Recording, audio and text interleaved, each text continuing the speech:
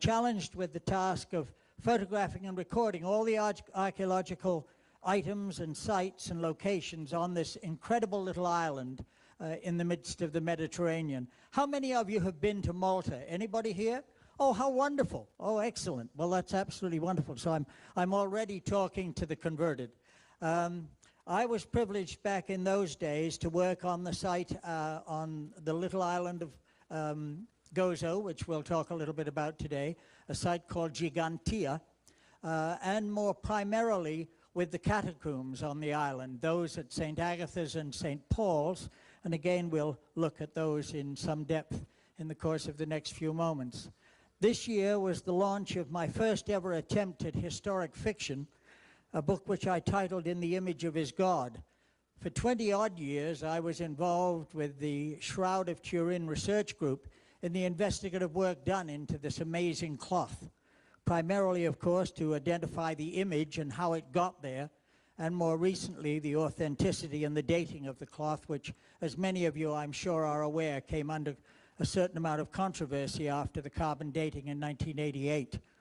Well, I've got some exciting news for you if you haven't kept up to date, and you can forget the carbon dating of 1988.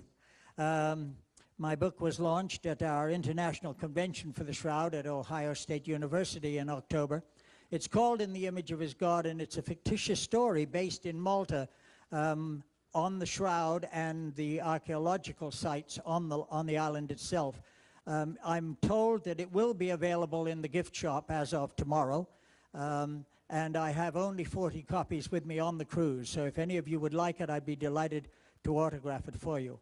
The Shroud will be the subject of my lecture tomorrow, so I won't say much more about it other than to remind you that that lecture is on, I believe, at this same time, and it'll be my pleasure to welcome you here, and we'll talk in depth about the evidence for and against the Shroud of Turin as being the original cloth in which Jesus Christ was wrapped at the time of his crucifixion.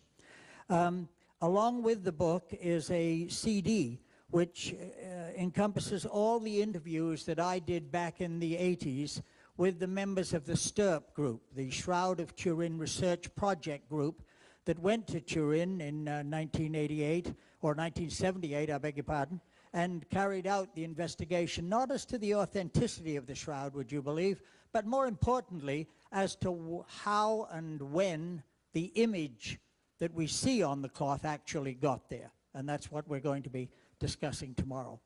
So those recordings are available along with the book, and as I say, hopefully in the bookstore by tomorrow.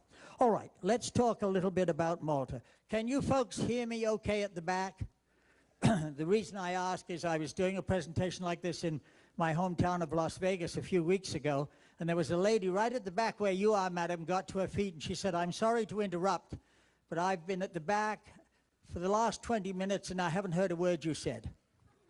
And there was a gentleman right down the front where you are, sir, got to his feet. He said, "Listen, I've been down the front for 20 minutes. I've heard every word you've said, and I'll gladly change places with the lady at the back." So